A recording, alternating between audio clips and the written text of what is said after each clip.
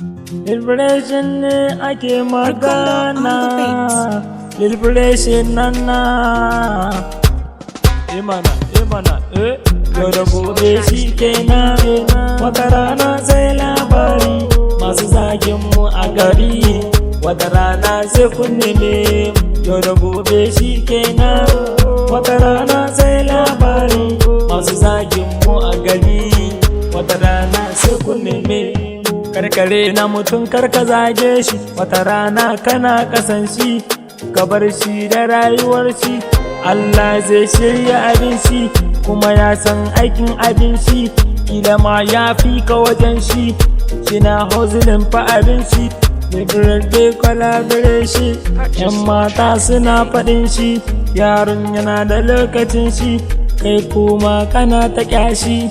Garo shi ai zafi gare shi. Alaba mu na yau da na gobe, ka ba mu na jibi da gata, ka ba mu gida fara mota, amma mu daure da nema. Alaba mu na yau da na gobe, ka ba mu na jibi da gata, ka ba mu gida fara mota, amma mu daure da nema.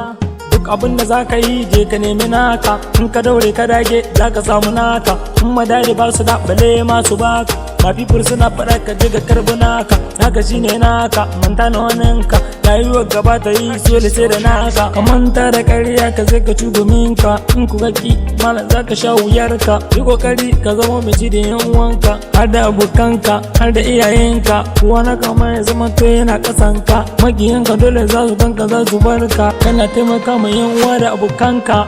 Yau da gobe shikenan, wata rana sai labari masu zagin mu a gari. Wata rana sai kun neme yau da gobe shikenan.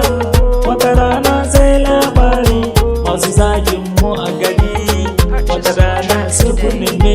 Alaba mu na yau da gobe, ka ba mu na jibi da gata, ka ba mu gida fara mota, amma mu ba mu daure ne. Alaba mu na yau da gobe, ka ba mu na jibi da gata, ka ba mu gida fara mota, amma mu daure da nema. Sunana yalo ɗan rajima kuma wallahi na kowa ya skanci Allah. Wallahi wani kana ga waka sai ba ka mugun kaji. To Allah yau ka ga mutane baki kai shi, wallahi kwaɗe da ya ɗauka ka wallahi ya ɗoye ka. Kan mu raba wallahi ba man yalo ka waka ce wadda ka ba ta wuce gidan ku wallah. Kan buya uba baka ci an ce wange Allah kan yi ba cuye ba, wallahi shi ka sha mamaki.